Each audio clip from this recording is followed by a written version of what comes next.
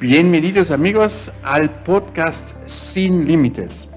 Soy Fray Max y soy nuevo en Quillabamba y voy a continuar lo que ha hecho por mucho tiempo el padre Ítalo, que ahora se va a Roma. Hola padre. Hola padre Max, gracias por la invitación. En tu propio podcast. En tu propio podcast, claro. Si te vas de Quillabamba, en cada lugar donde voy, la gente se pone triste y no lo cree. ¿Qué pasa? ¿Por qué te vas? Bueno, un gusto saludarlos, queridos hermanos. Ha sido una petición, tengo que decirlo personal, ¿no? De querer seguir mejorando en mi vida pastoral, en mi vida religiosa, y me envían a estudiar a Roma, ¿no?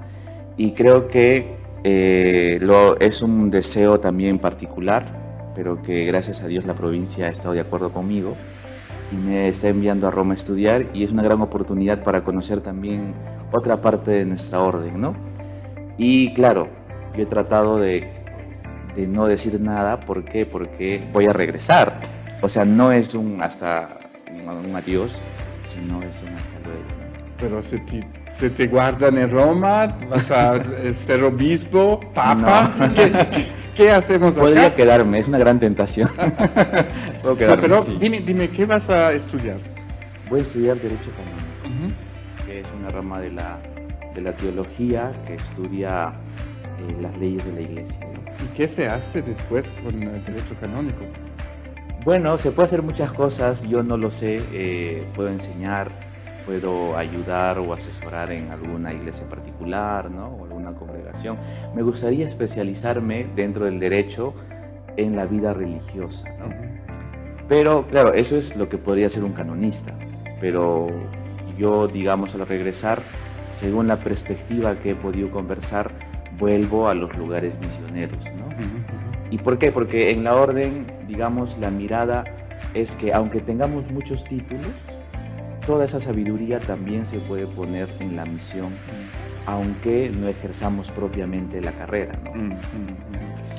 Y yo sé que te vas a vivir en un convento muy grande, donde yo he vivido 10 años, por eso lo conozco, sí, pero yo viví hace 10 años, desde 2006 hasta 2016. ¿Puedes decir algo de dónde vas a vivir y cómo va a ser? Bueno, eso fue una travesía voy a contar los detrás de cámaras de todo el proceso de inscribirme en la Universidad Italiana. Yo voy a estudiar en el Angelicum, que es la Universidad de Santo Tomás, que está en Roma. Y entonces tenía que buscar un lugar donde vivir. Entonces los conventos de Roma, todos están llenos de frailes dominicos que se han ido a estudiar a Roma. Entonces no encontraba la alternativa, pero gracias a Dios, nuestro padre provincial, con el prior del convento del Angelicum, que se llama Convento de Santo Domingo y San Sixto. Son muy amigos, le habló de mí y entonces el padre prior decidió abrirme las puertas del convento y voy a vivir en el convento de la universidad, que se llama el convento del Angelicum, ¿no? No conozco mucho, tú conoces más, pero tengo la gran perspectiva y la expectativa de volver a vivir, digamos, otro aspecto de la orden, que es una vida comunitaria, una liturgia que se hace en comunidad, ¿no? Y que me va a ayudar mucho en este proceso espiritual. Esa es una ilusión que tengo de Roma. Pero vas a ver también vivir el aspecto intelectual de la orden, te lo puedo decir, porque la comunidad, o eres profesor o eres estudiante. Yo, que no era ni profesor ni estudiante, trabajaba en el Vaticano, pero fuéramos una minoridad, 3 o 4, y te va a gustar. Y por la universidad, ¿sabes que Papa León ha estudiado el Angelicum? Sí, he visto fotos de él. ¿Sí? Y me han contado bastante cuando él fue elegido Papa. En la universidad, en su página web, sacó una foto, ¿no? Sí. Él es egresado de la Sí, universidad. sí, sí. Entonces, qué gusto. Y lo raro era que, porque el año pasado cuando eligieron a Papa León, yo estuve en Roma para hacer el comentario en la televisión y ya tuve programada una misa para la apertura del año académico con el prefecto de la Congregación de los Obispos, que en este tiempo era Robert Prevost. Por Prevost, qué Y bendición. bueno, no lo hicieron porque ya se Fue hizo elegido Papa. papa. Sí. Pero no es el solo Papa. Hay también el Santo Pablo Juan II que ha hecho sus estudios al Evangelium, ¿tú lo sabías? No, ese es el primer dato. Es una... Se hacen papas. pero- Sí, probablemente. Pero cada cierto tiempo, ¿no? Pero dime, ¿qué significa para ti pasar de Quillabamba, donde has vivido una pastoral muy intensa, al mundo de los textos legales y de la administración eclesiástica? Bueno, yo tengo que admitir que en la iglesia hay una fama muy baja de las leyes, ¿no? Pero creo que estando aquí en la Amazonía, donde eso es muy superfluo, donde no tiene mucho interés la normativa, tiene mucho interés la costumbre. La costumbre es más fuerte que la ley, ¿no? Entonces, estar en una perspectiva tan pastoral, tan llena de Dios, tan metida en este espíritu misionero, me hace dar cuenta que también necesita de las leyes, ¿no? Y bueno, cambiar de una pastoral a un escritorio, diríamos, para estudiar, para dedicarme al 100%, es como volver a mis años cuando estudiaba teología, ¿no? Y tengo que admitir que aunque me encanta la vida pastoral, también me ha gustado esos años de vivir con los hermanos, ¿no? Creo que me va a ayudar a volver la mirada a los frailes. Aquí en la misión tú vuelves la mirada hacia los fieles, al pueblo de Dios, y tratas de dar lo mejor para ellos, ¿no? Pero en una vida intelectual, en una vida conventual, vas y diriges la mirada hacia la orden, hacia los hermanos, hacia los estudios, ¿no? Y creo que eso me llama la atención también, poder refrescar o recordar esos momentos. Yo te puedo decir que vas sobre todo a conocer a la orden en su dimensión global. Es lo que fue mi experiencia. Y, por ejemplo, al nuestro padre provincial, padre Luis Galindo, lo conocí ya hace 25 años porque estuvimos juntos en el Angelicum. Parece que el Angelicum también da provinciales. Sí, y misioneros. Y misioneros también, sí, claro. Y vas a ver que yo, por ejemplo, gente de Colombia, de Corea, Japón, África, América del Norte, Polonia, de todos los países, y somos tan diferentes, pero todos frailes predicadores. Y va a ser te va a enriquecer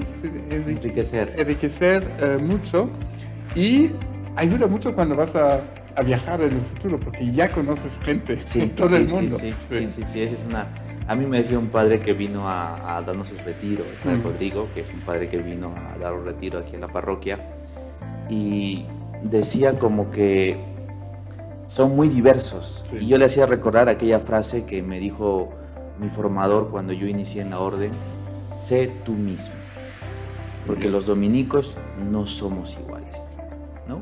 Entonces yo creo que esa es la riqueza y la diversidad. Entonces vamos a conocer toda la orden, eso espero, y poder enamorarme más de ella, ¿no? Y bueno, ya has dicho, nos has prometido de volver. Sí, yo eso espero. Pero bueno, vas a quedarte 3 años, ¿no?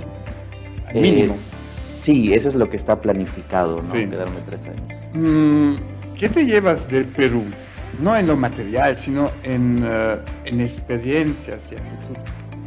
Y tú eres peruano. Sí, no, yo me llevo, no, mi corazón está en el Perú y va a seguir en el Perú, ¿no? Lo que reconozco primero, la diversidad del Perú, y que me llevo, diría yo, de Quillabamba, es la gente calurosa. Uy, Dios mío. Yo creo que una de las cosas que a mí me gusta al toque es conversar, reírme, bailar, cantar, jugar, ¿no? Y en muchas zonas del Perú la gente es muy cariñosa, pero aquí es más inmediato, más rápido. Tú ves a alguien, al toque te haces amigo, conversas, y eso es una cosa que yo lo he valorado desde que llegué aquí. Cosa, por ejemplo, que no sucede en Lima, que es una ciudad más movida, más metida en los ajetreos, en los apuros. Y gigante. Sí, y gigante. En cambio aquí uno puede distraerse, divertirse, entonces eso. Creo que también, tengo que ser sincero, aunque no lo he dicho, hay un momento difícil, ¿no? De dejar la gente, de dejar las pastorales, de alejarte de un lugar que quieres mucho, ¿no? En estos días, en particular, porque en cada momento tienes que decir, oh, me voy, la gente se pone a llorar. Y yo trato de evitar eso, o sea, sí. A mí ¿No te gusta? No me gusta, me choca, me choca y como que me asfixio. Entonces, no lo digo porque es mejor no decirlo. Y entonces yo ya, las cosas continúan, ¿no?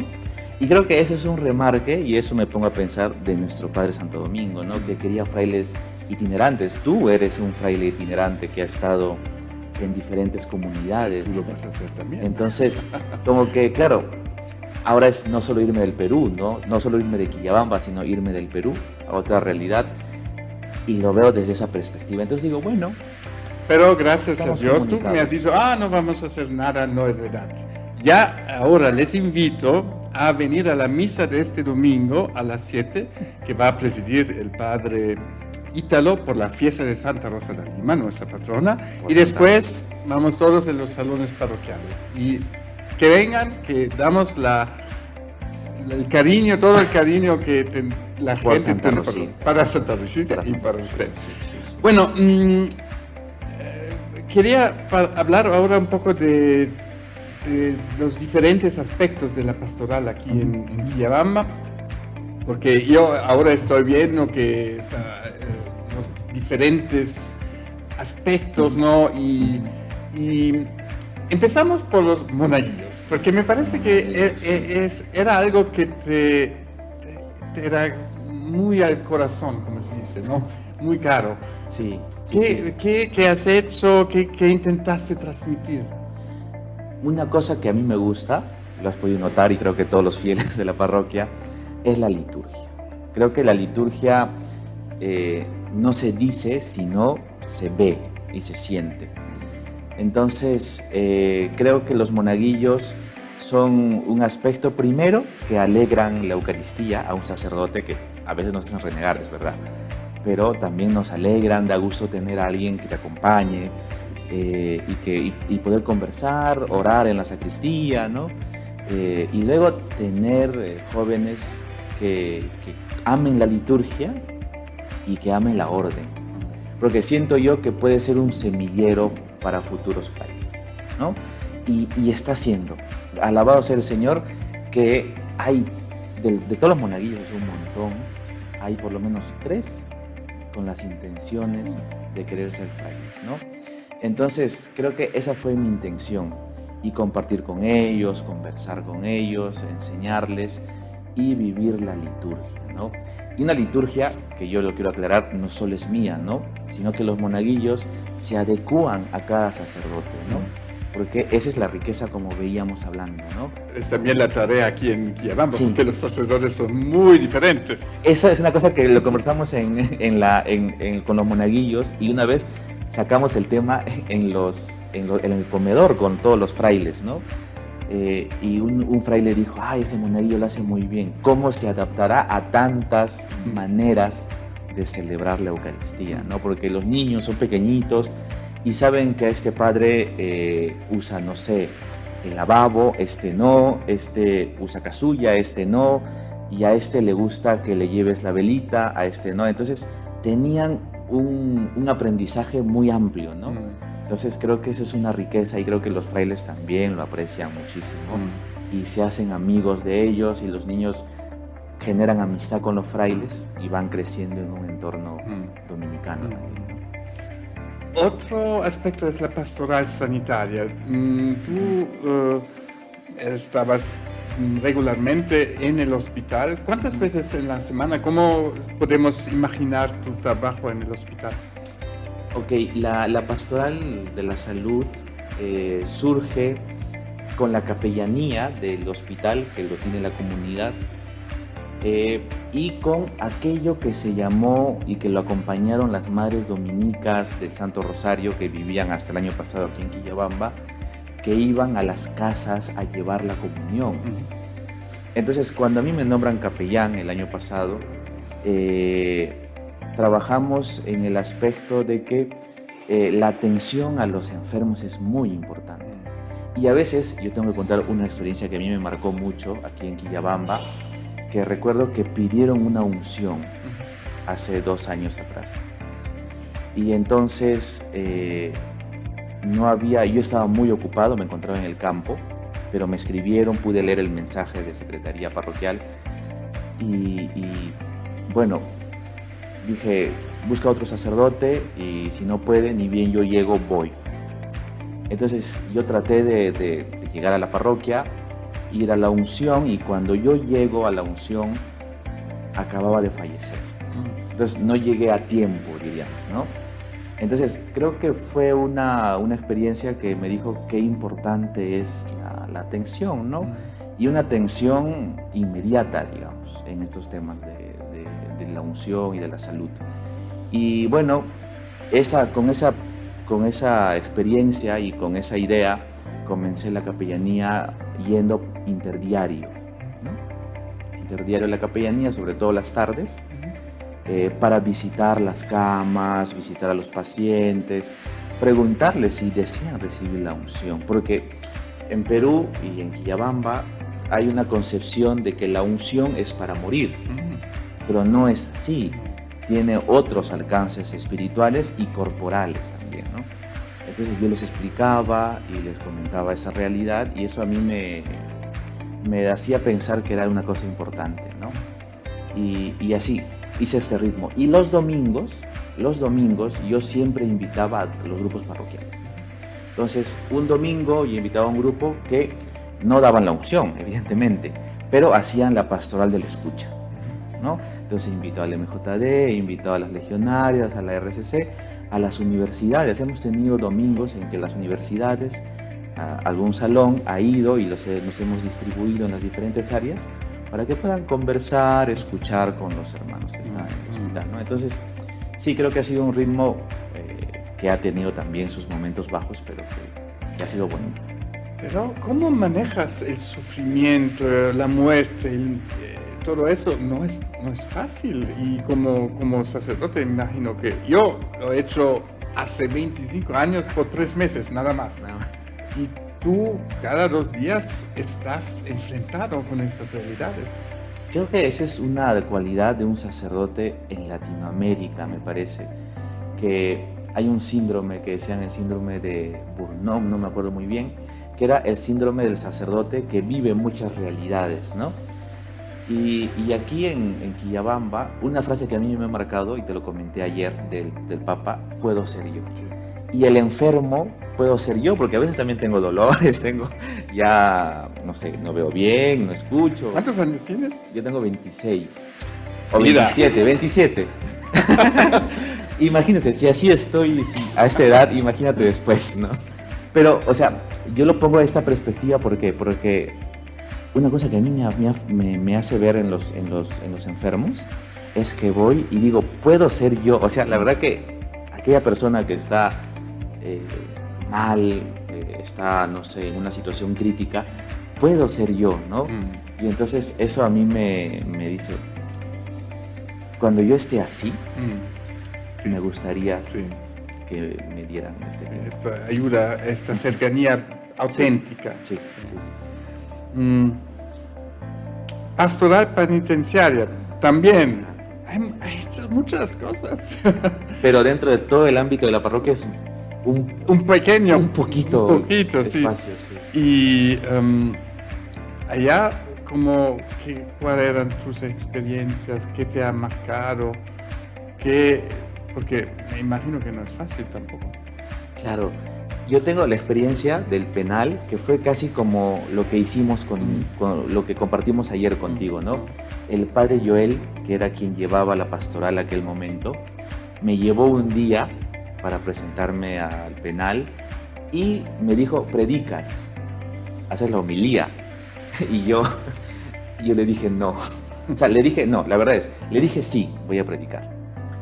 Llegué al penal, vi esa realidad, primera vez que yo ingresaba a un penal, y a mitad de la misa le dije no, yo no predico. No puedo. no puedo, no, algo me pasa, ¿no? Y el padre me dijo, tranquilo, ¿no? Entonces dije, mejor voy a hablar cuando ya sepa algo, ¿no? Y es así, cuando el padre se va, continuamos con la pastoral, se intensifica porque agregamos días. Antes iba 2 meses al mes, ahora estamos yendo 8 veces al mes, ¿no? 2 cada semana. Entonces, ¿por qué? Porque la atención a los presos es una cosa importante. Porque primero que he visto que hay muchos inocentes y que a mí eso me cuesta mucho, porque digo, si hay muchos inocentes sin merecerlo, vivir todas esas penurias. Luego hay muchos culpables que quieren convertirse, ¿no? Y bueno, hay muchos culpables que no quieren convertirse. Pero bueno, esa es una de las grandes diversidades que tiene la vida, ¿no? Y entonces ver que responden con tanta hambre al Señor y que el Señor nos manda, a veces, no sé, en los países de Europa tú los conocerás mucho mejor, que ya está muy secularizado, pero si aquí el Señor nos manda gente tan hambrienta, ¿cómo no atenderlos? San Pablo dice, ¿qué será de los pobres si no les predico, no? Entonces, si están hambrientos, ahora, si fueran indiferentes, tú dirías, bueno, me voy y no pasa nada. Pero si se quedan con ese estigma, con ese dolor de que la iglesia los ha dejado, es una carga, ¿no? Sí. Y estuve ahí con ellos, la misa, y no solo es la misa, porque muchos piensan que solo es la misa, ¿no? Se hace formación espiritual, se hace talleres psicológicos, se hace talleres jurídicos y también formación bíblica. Entonces los internos, yo les digo mis pequeños monjes, porque viven en clausura, sí, como clausura, viven en clausura, pero ya están, por lo menos los que asisten perenne, ya tienen una conciencia más clara de la fe. Creo que también por los familiares a veces quienes puedes hacer algo y ser como un puente, ¿no? Claro. Los familiares entran mucho en contacto con nosotros porque creo que es la única institución, hablo de la iglesia, en la que pueden contar, ¿no? A veces a mí me llaman, padre, va a venir, por ejemplo, hay muchos internos que no son de Quillabamba, son de Ayacucho, hay unos de Pucallpa, hay unos de Cusco. Padre, van a venir a visitarme. Es la única vez que me visitan en el año, han hecho este esfuerzo de venir hasta Quillabamba y no sé si los pueden acoger en la casa de retiros. Yo hablo con la comunidad, porque tenemos que hablarlo todo en comunidad, y la comunidad me dice sí o no. Pero en la gran mayoría de casos la comunidad me ha dicho sí, adelante, ¿no? La casa de retiros está cerca, hay mucha disponibilidad, entonces hay una comunicación. Y aparte que también ha habido casos, por ejemplo, ahora uno hace último, que el hijo de uno de los internos no sabía que su papá estaba en la cárcel. Y el papá ya estaba 5 años en la cárcel. Y el niño ya no es un niño, es un joven de 18 años, justo cumple este año 18. Y el papá, entre una de esas, porque él fue el primero que dijo, no quiero que digan nada a mi hijo. Díganle que yo me fui a trabajar lejos. Entonces la familia mantuvo ese secreto. Pero llegó un momento en el que el Señor vio que también necesitaba el abrazo de ese hijo, que el hijo creció pensando que su papá trabajaba lejos y por eso no le interesaba al hijo.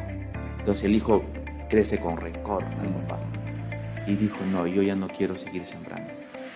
Pero han pasado 5 años y ¿cómo decimos? Entonces han dicho, padre, por favor, ayúdanos. Y vinieron los abuelos, vino la mamá. ¿Cómo decimos, no? Entonces, en muchos aspectos familiares también se ve ese lado de la iglesia que puede contribuir a las vidas de estos hermanos. Muy tocante esta historia porque hay tanto dolor en este contexto. ¿Sí? Hay familias detrás, o sea, tú ves, es como yo decía, los documentos, ¿no? Detrás de un documento, de un expediente, aunque sean hojas frías, hay vidas, ¿no? Y detrás de los internos hay familias, familias que se han destruido porque han ingresado ellos al penal, ¿no?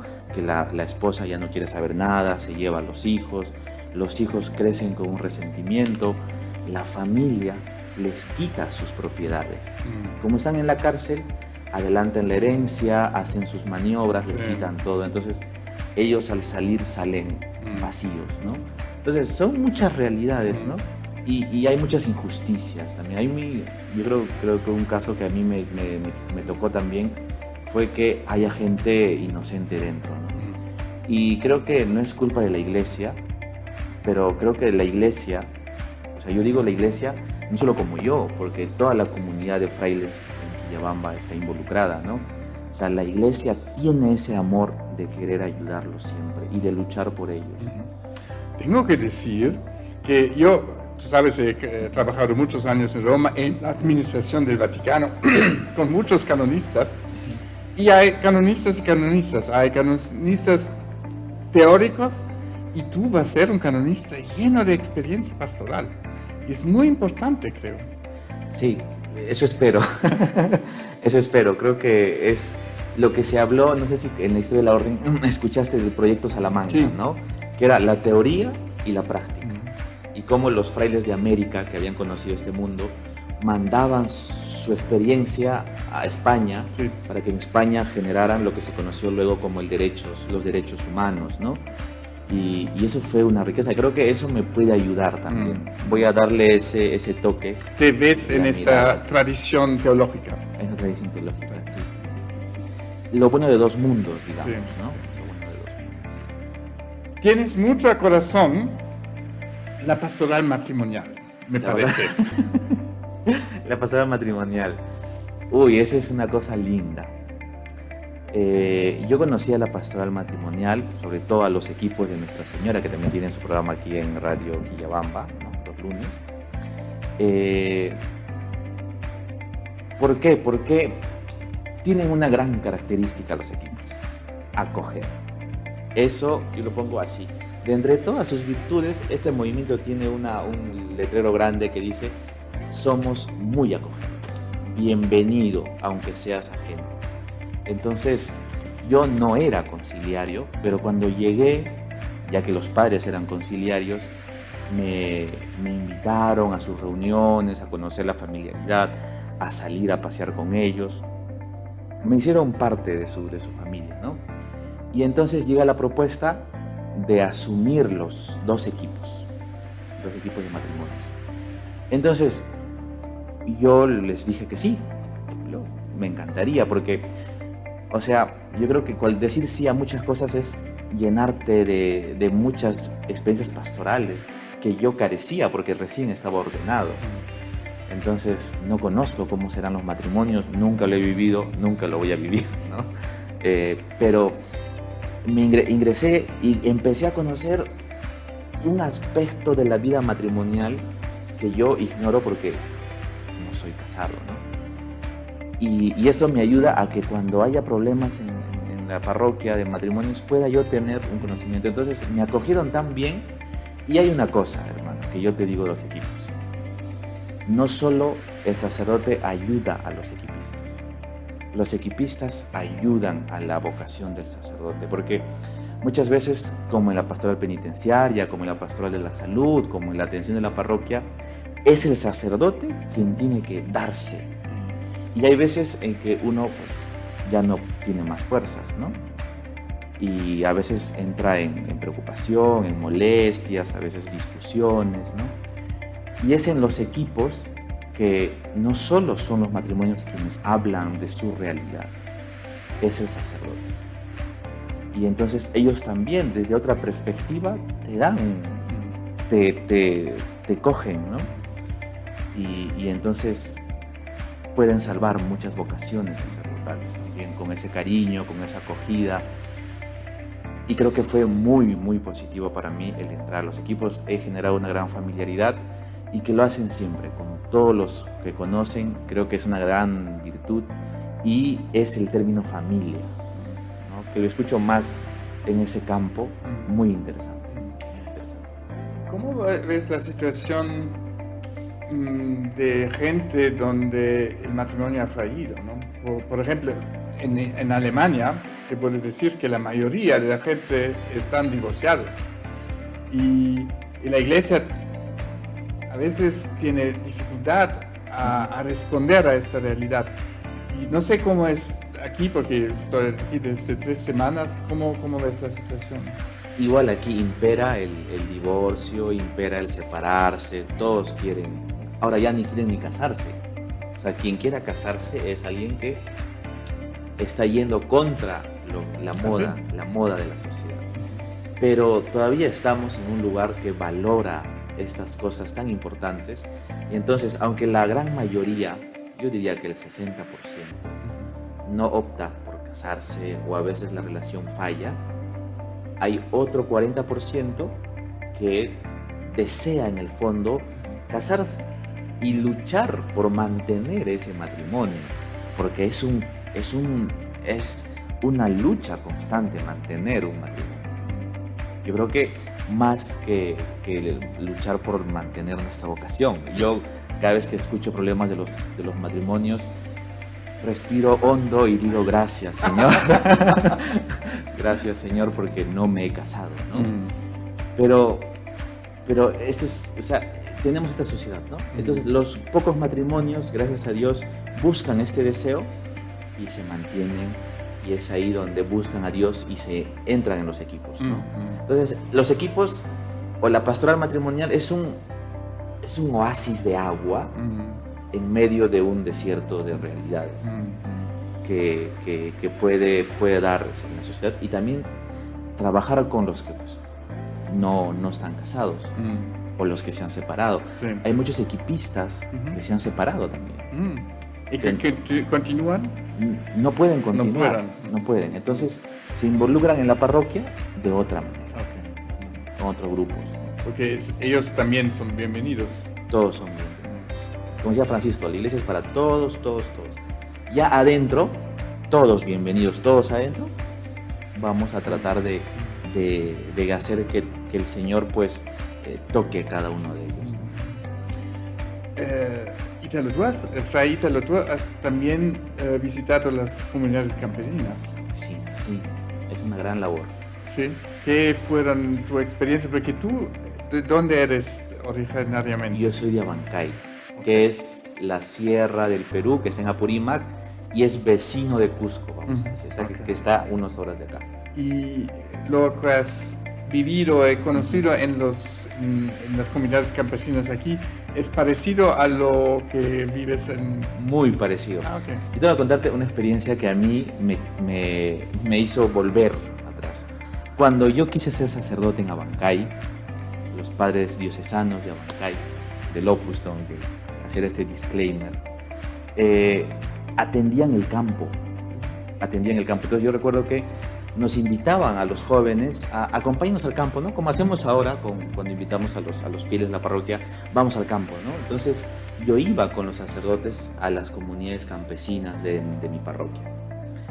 Y yo recuerdo que en una de esas experiencias es donde yo quiero ser sacerdote.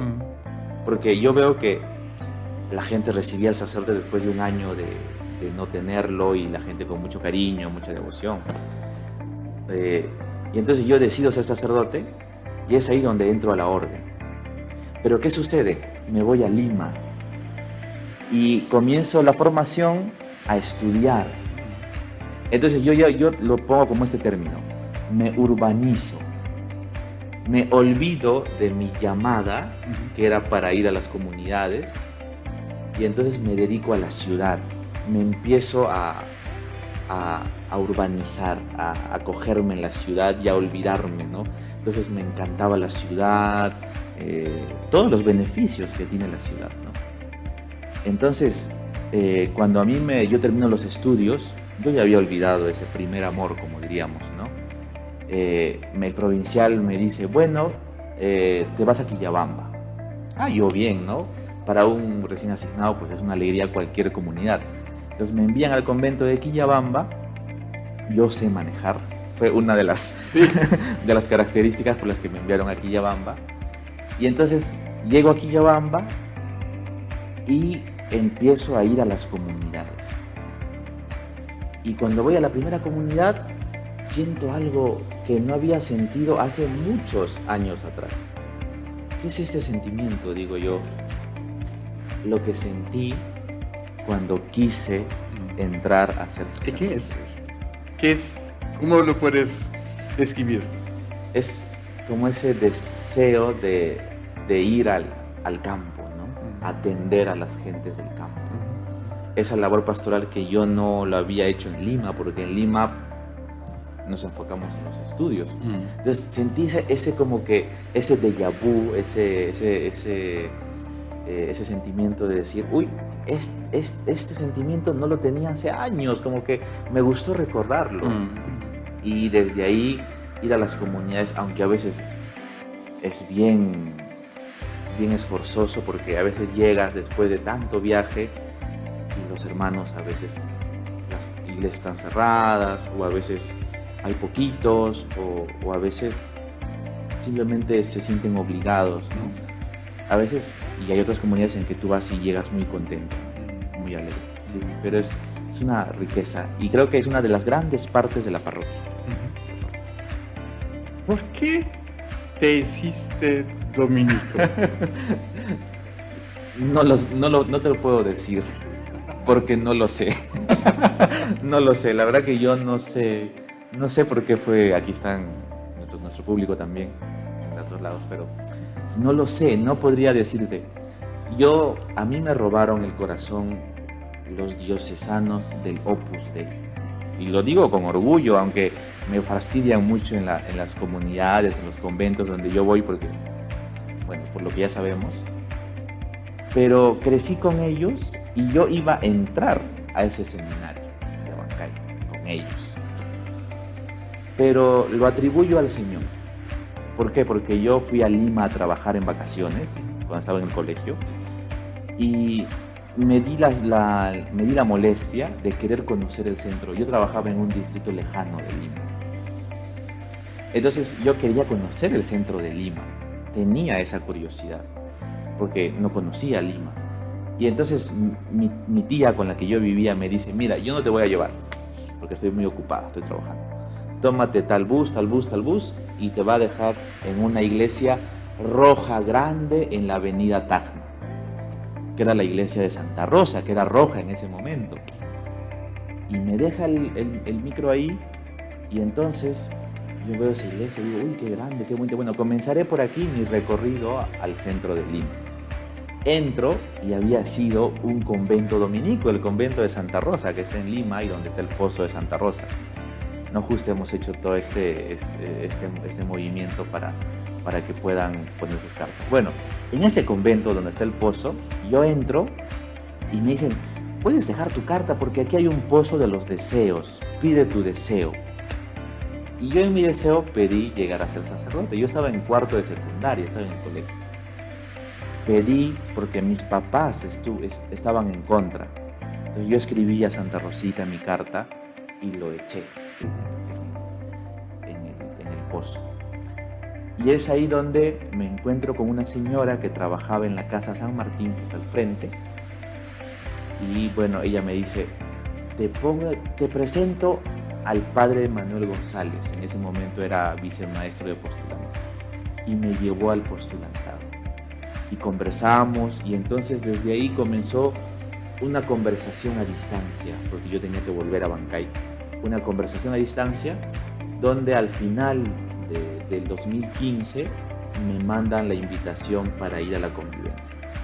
Yo todavía no conocía bien a los dominicos, y cuando yo decidí ir a los dominicos, porque me invitaron a los diocesanos, entonces lo de los dominicos fue en enero, lo de los diocesanos fue en marzo.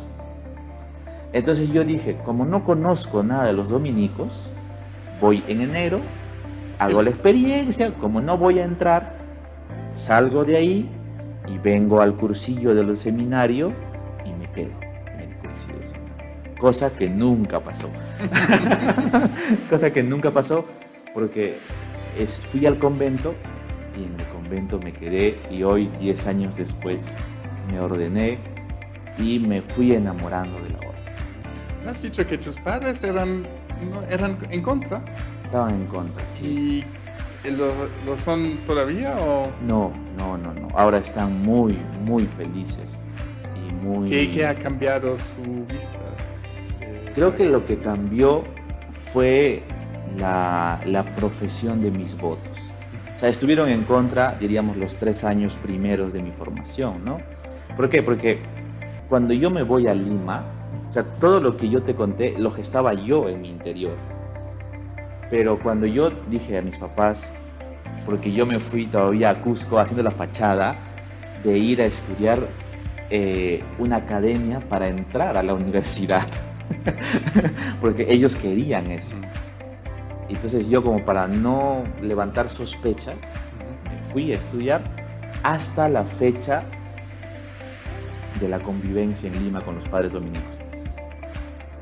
Regreso a Bancay, digo que me voy al convento, fue lo peor. Pero yo decido escaparme. Entonces yo me escapo de mi casa y llego al convento en Lima, ¿no? Para la convivencia. Creo que fue toda esa experiencia que hizo que al final también me quedara en la orden, ¿no?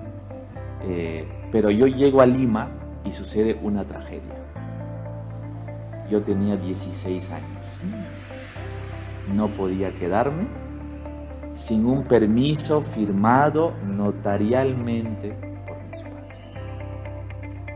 Esa fue la mayor tragedia y el mayor dolor y fastidio de que yo, habiendo arriesgado todo, los frailes me dijeran: si no tienes eso, no te aceptamos, ¿no? Entonces yo, después de escaparme, después de haberles contradecido todo, porque yo quería ser sacerdote, tenía que volver como un perro arrepentido. Y lo peor es que yo sabía que no me la iban a dar.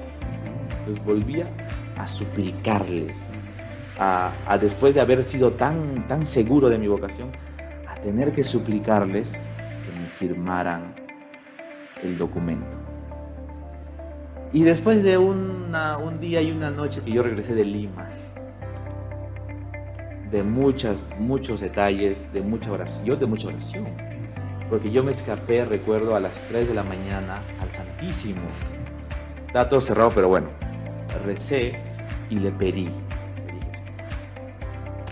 Al día siguiente me dan la firma y a los 2 días vuelvo al convento y hasta ahora. ¡Qué historia de vocación dramática! Muy dramática. Pero muy dramática. Hermosa. Sí, muy dramática. Sí. Gracias. ¿Y eres feliz como dominico? Sí. Extraño algunas cosas. ¿Cuáles? Queremos saber. Pero creo que lo voy a vivir en Europa, no hay problema. Por ejemplo. La liturgia. Extraño la liturgia, extraño la vida conventual. Y yo les agradezco, no creo que es una cosa, pero extrañaba rezar en coro, por ejemplo, ¿no? Y eso, y a mí me da gusto, y yo aprovecho para agradecer a los 2 padres que han venido, ¿no? Que han sumado a esta gran fuerza que hacen los padres que ya viven aquí, ¿no? El padre Ricardo, el padre Vicente, el padre Santi, Monseñor Paco, el padre Luis Verde, que dan su 100%, y aún así, pues, su llegada también sigue enriqueciendo. Creo que cuando llega un fraile a una comunidad, siempre cambia algo, la vuelve a dinamizar. Entonces me da mucha alegría. Entonces creo que esa es una de las cosas que yo extraño y extrañé hasta hace unos años, pero que yo lo tengo claro: la orden es diversa. Entonces, muy diversa. La orden aquí, yo siempre la respeto. Yo nunca he impuesto nada a nadie, a los frailes. Entonces viviré otra perspectiva, pero lo vivo desde mi espíritu. ¿Pero sabes el latín? Muy O sea, he llevado el latín, lo sé las oraciones, pero no es que lo hablo y lo domino al 100%. Porque todo se roza en latín en Roma. Lo voy a hacer con mucho gusto.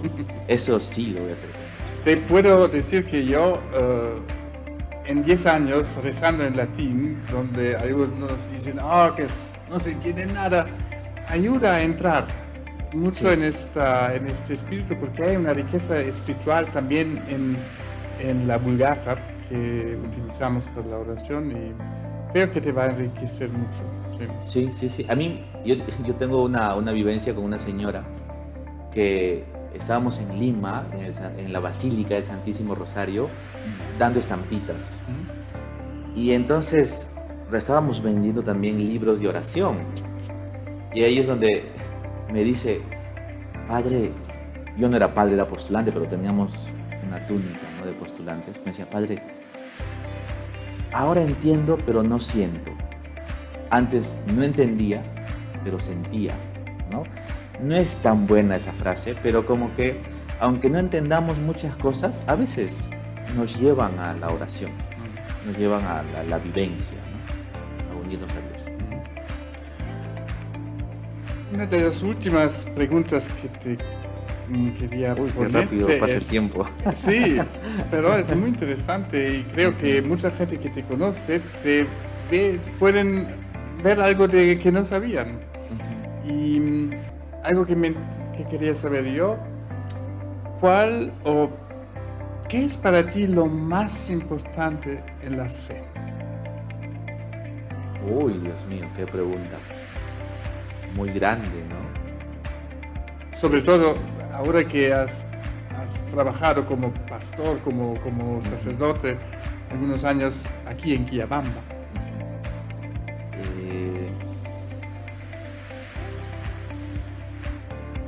La verdad es que hay muchos aspectos.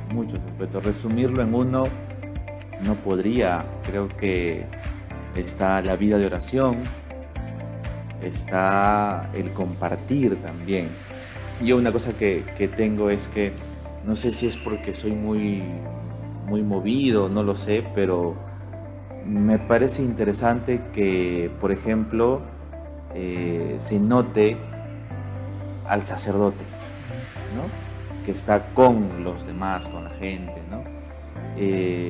Entonces, creo que lo que hacía nuestro Padre, hablar de Dios a los demás, hablar con Dios de los demás, ¿no? Entonces, creo que eso es fundamental. Entonces, yo lo resumiría en eso, ¿no?, en llevar al Señor, no solo con palabras, con hechos, a veces con malas experiencias también. Yo he hecho muchas cosas malas también, ¿no? He tenido muchos errores pastorales, muchos errores con la gente. Entonces, sucedía eso y a mí me surgía un arrepentimiento. ¿Por qué? Porque lo hacía a lo mejor de otra manera, pero creo que es tratar de llevar a Dios, ¿no? Entonces, cuando uno trata de llevar a Dios, trata de ser ameno, diríamos, ¿no? Ameno. Y a veces un poco verdadero, decir las verdades. Entonces creo que hablar de Dios y con Dios podría ser una de las cosas de la vida cristiana. Sí. Bueno, te dejamos ir en Roma con mucho dolor y lo sé. Yo hablo no de mí, pero de personas que encontré en los últimos días. Ajá. Y esperamos que vas a volver. Yo también espero eso. Muchas cosas pueden cambiar. ¿Hay algún mensaje que quieras dejar a nuestros amigos de Radio Quillabamba TV? Uy, pero yo agradezco, la verdad que agradezco el espacio. Primero que comenzó este proyecto, gracias por continuar el proyecto. Comenzó este proyecto ¿por qué? Porque yo quería, me gustó las redes de una manera muy casera, ¿no? Yo no tengo grandes equipos como los tienen los de Radio Quillabamba. Y lo comencé de muy caseros, haciendo desde mi celularcito, que la cámara nada que ver, el audio nada que ver. Pero bueno, tuvieron alguito de acogida, ¿no? Entonces propuse este espacio y yo agradezco que Radio Quillabamba me haya podido acoger entre sus programas. Y creo que Quillabamba para mí es una gran experiencia, muy corta.